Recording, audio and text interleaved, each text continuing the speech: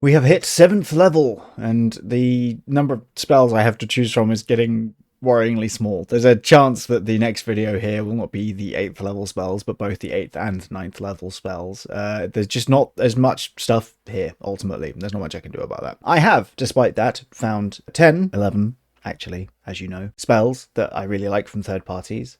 On D&D Beyond, and I've made a list of them, because you've been doing this for, a couple months now? You know the drill. You know why we're here. Let's look at some spells. Kicking off with my honourable mention is Tether Essence, which is from the Explorer's Guide to Wildermount. Going way back. It's an action to cast, it's concentration for an hour, which is a heck of a time. 2 creatures you can see within range must make a constitution saving throw with disadvantage if they are both within 30 feet of each other. The range is 60 feet. Each creature can willingly fail the save. If either save succeeds, the spell has no effect. If both saves fail, the creatures are magically linked for the duration, regardless of the distance between them. When damage is dealt to one of them, the same damage is dealt to the other one. If hit points are reduced to one of them, the same number of hit points are restored. If hit points are restored to one of them, the same number of hit points are restored to the other one. If either one of the tethered creatures is reduced to 0 hit points, the spell ends on both. If the spell ends on one creature, it ends on both. So basically, you're linking 2 creatures up. They take damage if they take damage, and they heal if they heal. There's a few uses for this. Obviously, you can try and target 2 creatures, enemy creatures, and if they both fail, then, you quit in. But you can also theoretically pair a really tanky character you have with a less tanky enemy that you're fighting. If you get a maxed out con barbarian or something, and you're slapping away at your own barbarian to deal damage to the lich that's trying to run away, that's quite funny. But yeah, good work. Although I don't know that this can be used by anything, as it's only available for the Green Gravid Wizards. But hey, it's cool. First up in the actual list proper is Arboreal Curse. An action to cast, it lasts until dispelled. You attempt to turn one creature you can see within range into wood. The creature makes a constitution saving throw. On a failed save, it has the restrained condition as its flesh begins to harden into bark. On a successful save, its speed is 0 until the start of your next turn. A creature restrained by the spell makes a constitution saving throw at the end of each of its turns. If it saves 3 times, the condition ends, and if it fails 3 times, it's turned into a tree and has the petrified condition. These successes and failures needn't be consecutive. Keep track of both until the target collects 3 of a kind. That makes it sound like a fun minigame. If the target is burned, chopped down, or otherwise destroyed or petrified, it is killed. A creature remains transformed unless the effect is reversed within 1 year using Greater Restoration Wish or similar magic. If the creature spends 1 year and 1 day as a tree, the transformation becomes permanent and nothing can return the creature to its original form. This is definitely one that feels designed for DMs, as a lot of the curses do in the Grim Hollow book. But I think it's also just a fun one to use on an enemy. The fact is, you can do things to mess around with their constitution saving throw chance. The cutting words, I think it is, from the College of Whispers, and a few other features let you mess around with saves in general, so that's quite a fun way of making this stick. And then it's much easier to attack your opponent because they're a tree, so that's cool. Next is a Magnetic Storm. This is an action to cast. It has a range of 150 feet and its concentration for up to a minute. And it's from Heliana's Guide to Monster Hunting, which is a storm made of crackling lightning and arcana-magnetic winds appears in a location you choose within range. The area of the storm consists of up to 10 10-foot cubes, which you can arrange as you wish and last until the spell ends. Each cube must have at least one face adjacent to another cube. As a bonus action, at the start of each of your turns, you can remove one 10-foot cube and place another 10-foot cube adjacent to the face of another cube. So basically, all the cubes have to be linked, and then you can move one around, effectively. Each creature that starts its turn in the area, or enters the area for the first time on its turn, must make a dexterity saving throw, taking 4d8 lightning damage on a failure or half as much on a success. Each creature that ends its turn in the area must make a strength saving throw, taking 4d8 force damage and being knocked prone on a failure, or taking half as much damage and not being knocked prone on a creature made of ferrous metal or wearing ferrous metal armor has disadvantage on this strength saving throw. The area is difficult terrain for any creatures made of ferrous metal or wearing ferrous metal armor, and if you upcast this, both of the damages go up by 1d8. I like this because it's a really solid control spell. It's quite flexible. It'd be nice to move more of it, 10 feet to 10 feet. It's a lot of space, and I think that in specific arenas you can do a lot with that, which is nice. Also, if you are fighting something made of ferrous metal or wearing ferrous metal armor, although that is a niche thing, I think, then it's even better. So yeah, ferrous metals are just those that contain iron, just so you're aware, apparently. If I'm wrong, it's not my field of expertise. None of this is. I don't know magic in real life. Burst Forth is from Grim Hollow Player's Guide. It's 1 action to cast, and it's instantaneous. It has a range of 200 feet. As part of casting the spell, you must expend 7 hit point dice, or the spell automatically fails. You teleport inside a creature you can see within range and burst forth from it in a fountain of gore in the nearest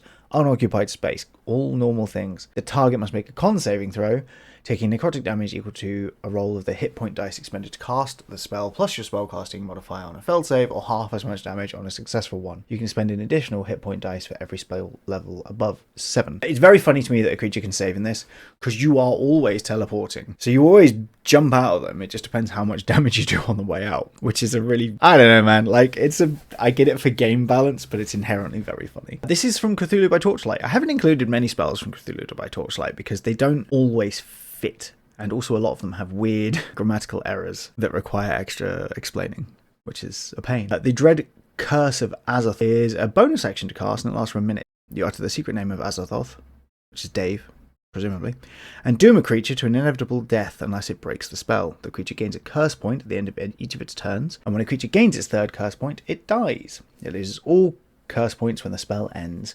So basically, you give a creature 3 turns, and it has to try to break your concentration in that time. It's fun. I actually don't think it's completely busted. I know that there will be people that think it is because there's no save. But you're giving the creature 3 turns, and it's not that hard to deal with something in 3 turns. 3 rounds, especially if the creature is, replete with spells or minions or anything else. So I like it. The comments are very much people saying that this is way too strong, and I do get that as a general reaction. People are saying it's a better power word kill, and power word kill is instantaneous. This is not. This takes 3 turns, 3 rounds. At which point, yeah, as I said, there are ways to interrupt this. I like it a lot. Blade, which is from the book of, if you would believe it, Ebon Tides. This is an action to cast, and lasts for a minute, and has a 100-foot area and a 500-foot range, which is a lot. Oh, there's so many words. You generate a wave of shadow matter at a point on the ground you can see within range. For the duration, black winds and currents of shadow whip in a 100-foot radius circle centered on that point, modifying terrain and sometimes drowning creatures in the area. The area becomes difficult terrain, and each creature touching the ground must make a Constitution saving throw. On a failed save, the creature gains a level of exhaustion. You cast this spell, and at the end of each turn you spend concentrating on it, each creature on the ground in the area must make a dex saving throw, or they're knocked prone. The Ebon Tide deals 30 bludgeoning damage to any structure in contact with the ground in the area where you cast the spell, and at the start of each of your turns until the spell ends. If a structure drops to 0 hit points, it sinks into the earth, consumed by the Shadow Realm. Yugi. Any creature within a structure, when it sinks, must make a con saving throw. On a failed save, the creature takes 2d12 necrotic damage, is knocked prone, and is blinded for a round. On a successful save, it just takes half the damage. The spell can also have additional effects based on the terrain in the area as determined by the GM. No more of the following effects can be the result of a single casting. So hills and hollows, ground rises or sinks throughout the spell's area. At the start of your next turn after you cast the spell, these changes take the form of a hill, a slip fault, or a hollow. A total of 1d4 such hills, slip faults, or hollows open in the locations chosen by the GM. A hollow or slip fault that opens beneath a structure causes it to automatically collapse. A hollow or hill can alter the flow of water, such as a moat, stream, or lake. Rivers, shores, or water in the area can adopt an old course, such as an oxbrow, or be swept into a new one. Starting at the start of your next turn after you cast the spell. Only one such water element can be altered by the casting of the spell, not water elemental. And then all ground becomes a Shadow Mire duration, which you have to check. It's a specific thing. So it's kind of cool to imagine reshaping the ground in a specific area, and this is a very hard effect to escape without flight and teleportation, which isn't uncommon, but also a failed con save means that you're exhausted, which makes it harder to save going forwards, which is a nice thing to consider. So this is a good way to knock just a bunch of minions down, basically. I like it. I keep saying that. Flesh Crawl, which is from the Grim Hollow Player's Guide. 1 action, concentration for a minute. You rip the flesh from a creature, fashioning it into a twisted monstrosity of blood and skin that rises up to attack the creature. A creature you can see within range makes a Constitution saving throw. On a failed save, the creature takes 8d10 necrotic damage and is flayed alive. The creature's flayed skin is animated as a grotesque mockery. It uses the Fleshling construct stat block, and the Fleshling disappears when it drops to 0 hit points or when the spell ends. On a successful save, the creature only takes half as much damage. The creature you create is an ally to you and your allies. In combat, it shares your initiative account, but it takes its turn immediately after yours. It obeys your verbal command, no action required by you to instruct it. And then the thing you get is you end up with at level 7 at least, you get, let's see, 100 and... no. So you get 70 plus 10 for each spell level above 7, which we're not doing, so it's 70. You have an AC of 18, speed of 30, relatively decent stats outside of the charisma, resistance to psychic damage, a bunch of status effect immunities, dark vision, everything has dark vision. The melee attack roll is 2d8 plus the spell's level in damage, and it's a spell attack, so that's going to be 2d8 plus 7, which isn't bad. It also grapples the target if it hits, and the target can't speak. Also, the grappled creature is both restrained and suffocating, so that's pretty good. And then constrict, it just does the damage, but only to a creature it's grappling. So yeah, funky, bit dark, but hey. Grievous Wounds. Shout out to this spell for being not all of the words that have ever been made. Thank you. Thank you, Monsters of Drakenheim. It's an action to cast, it's instantaneous. You choose a creature you can see within range, and you momentarily strip the target's physiology of all resilience, enough that a mere scratch can become a terrible injury. Until the end of your next turn, the target loses any damage resistances or immunities and becomes vulnerable to all damage, making all its saving throws with disadvantage. Nice. Octarine Spray, which is from the Dungeons of Drakenheim book. I didn't know those books had any spells. I also don't remember buying them. Might be that one of my mates has bought them. I don't know. Anyway, so this is setting specific because it references the contamination feature in Drakenheim, which I believe is linked to the great beast that is walking around corrupting everything, which, you know, we love. I think it's a meteorite, actually. When you cast this spell, you gain 1 level of contamination. Octarine Rays of Light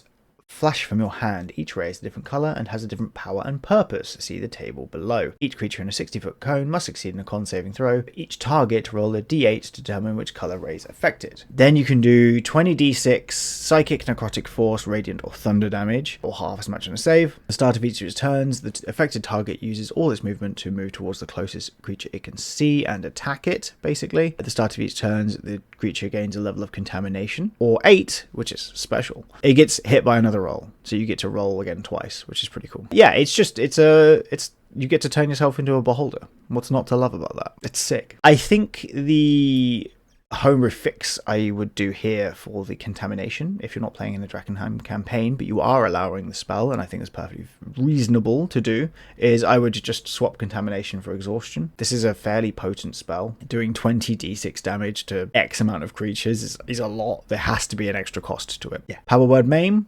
Also, not too many words. Also from the Grim Hollows guide. You command the body of a creature to twist and warp. If the target has 125 hit points or fewer, it takes 8d10 necrotic damage and is knocked prone. Otherwise, its speed is 0 until the start of your next turn. The prone target makes a con save at the end of each of its turns, ending the condition on itself on a success. So it can't actually get up. It has to end the prone condition via a con save, which is interesting. And finally, Sanguine Fusillade.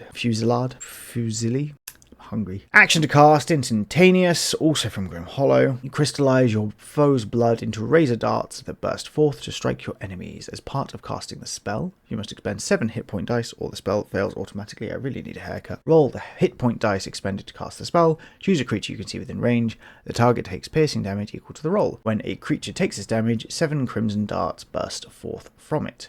You can direct each dart to hit a creature within 60 feet of the original target. The darts all strike simultaneously, and you can direct them all to hit one creature or several, including the original target. For each dart, make a ranged spell attack against the chosen creature. On a hit, roll 1 hit point dice expended to cast the spell, and the creature takes piercing damage equal to the number rolled. You can also not only expend extra hit point dice, but also create another dart for each spell level above 7.